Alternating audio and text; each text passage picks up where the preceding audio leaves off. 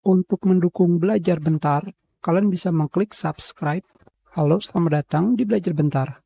Sekarang kita akan belajar mengenai cara memindahkan posisi OSD on-screen display ketika kalian menggunakan MSI Afterburner. Caranya sangatlah mudah. Kalian hanya perlu menjalankan aplikasi Privatanner Statistic Server di sini, dan pada bagian kanan bawah kalian pindahkan seperti ini. Jika sudah, kalian close.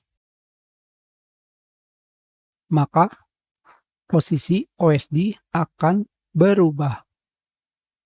Jika ingin lebih tepat menentukan posisi, kalian bisa mengklik tombol di sini. Misalkan kalian ingin ke tengah, kalian tekan tombol arah kanan atas.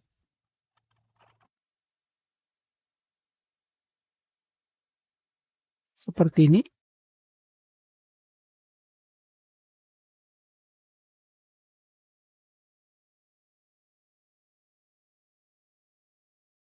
Hanya seperti itu saja. Kita sudahi pelajaran kita. Terima kasih.